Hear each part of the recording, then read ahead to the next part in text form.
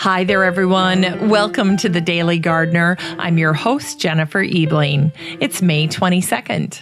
Here's a gardener's bedtime ritual for this time of year. Take sandpaper or a nail file and nick those nasturtium seeds before you soak them overnight. Then sow them outside.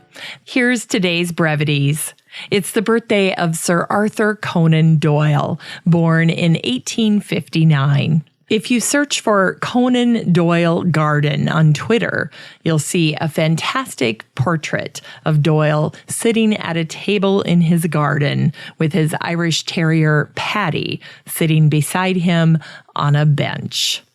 Doyle and his wife, Jean, purchased a quaint thatched cottage they called Bignell House.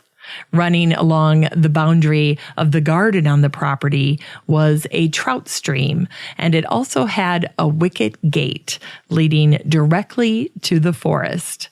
During the First World War, when two British girls created fake photographs of fairies, Doyle fell for the images. They inspired him to write The Coming of the Fairies, a book making the case for the existence of fairies. The garden influenced Doyle's writing. He wrote about monkshood and other poisonous plants. When his character John Watson wrote a list of Sherlock Holmes' limitations, he mentioned that Sherlock knew nothing of practical gardening. In The Adventure of the Barrel Coronet, Sherlock Holmes solves the case thanks to footprints in the garden. In Doyle's Through the Magic Door, he wrote about the value of understanding botany. A very little botany will enable you to recognize every flower you are likely to meet and to give you a tiny thrill of interest when you chance upon one which is beyond your ken. And Doyle once gave a speech heartily supporting the Early Rising Bill or Daylight Savings Bill. He said, "Of every 100 people in the country, 99 would benefit. The only real objection is that it would set all the sundials wrong.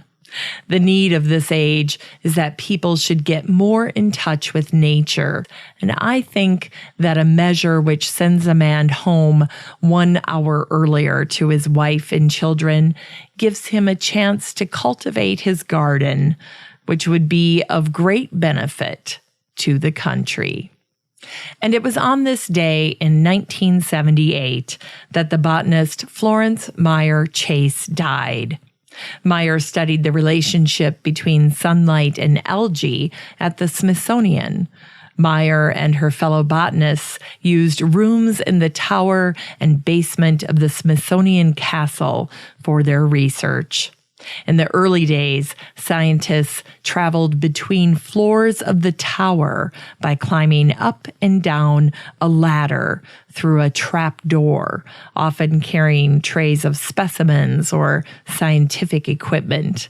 In 1937, on Valentine's Day, Meier was giving people a tour around the castle. She was demonstrating how she and her group used the ladders and the trap doors to get around. As the tour wrapped up, Meier let the group take the elevator down as there wasn't enough room for her. As the elevator door closed, Meier waved goodbye, stepped backwards, forgot that the trap door was left open, and fell through to the floor below, breaking her back.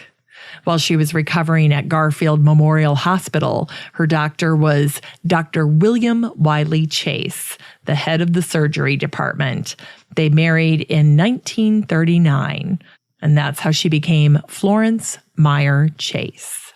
For today's Unearthed Words, we have some quotes from Victor Hugo, the author of The Hunchback of Notre Dame, as well as Les Mis. He died on this day in 1885. A gardener, Hugo had many wonderful garden-inspired sayings. He said, "Life is the flower for which love is the honey. Sorrow is a fruit. God does not make it grow on limbs too weak to bear it." A garden to walk in and immensity to dream in. What more could he ask? A few flowers at his feet, and above him, the stars. How did it happen that their lips came together?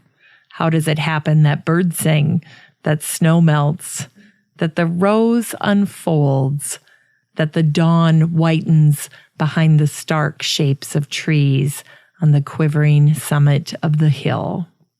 A kiss, and all was said. Today's book recommendation is Gardentopia by Jan Johnson.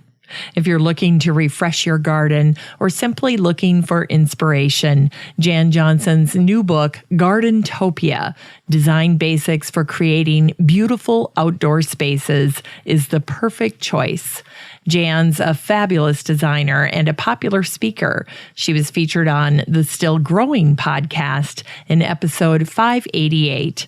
And Jan is such a delight. She's a pragmatist, highly intuitive, and she's known for her positive and collaborative approach to co-creating with nature. In her books, there's plenty to inspire gardeners. The cover is spectacular. The advice is fantastic. This should be on your wish list and on your go-to gardener gift list for 2019 and beyond.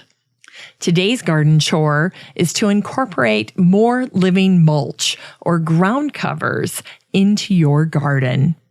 Take a second to chat with any experienced gardener, and they will tell you that they value ground covers more with each passing year. Dependable and hardworking, these plants solve many landscape problems. Vita Sackville West was one of the first people to use the term living mulch.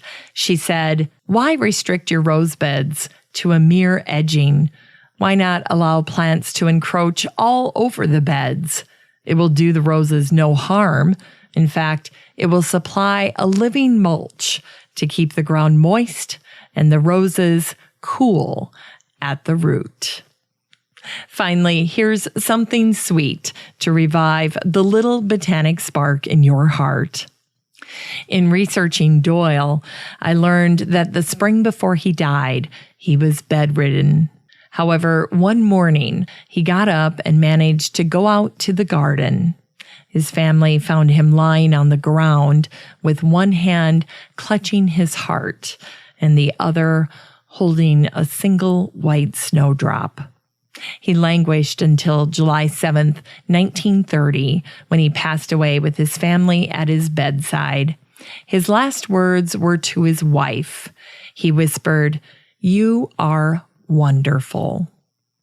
Newspaper accounts shared that on a beautiful summer day, he was buried in the garden where he had been so much at home, beside his garden hut, which had been built for him as a writing room. Over 200 people attended his funeral. So many wreaths were sent from all over the world that they were spread over the large paddock west of the home, covering an acre of land with blooms.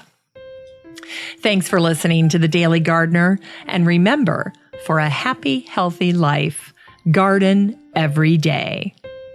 The Daily Gardener is produced weekdays in lovely Maple Grove, Minnesota. You can find complete show notes over at thedailygardener.org, and be sure to share the show with your garden friends. You can find The Daily Gardener on all your favorite social media, Instagram, Twitter, and Pinterest, and of course, Facebook. While you're over at Facebook, don't forget to join the Daily Gardener community. Just search for these 3 words, Daily Gardener Community. The group will pop right up and then request to join. Finally, I want to thank my team at Podfly Productions, where my fabulous editor is Eric Begay.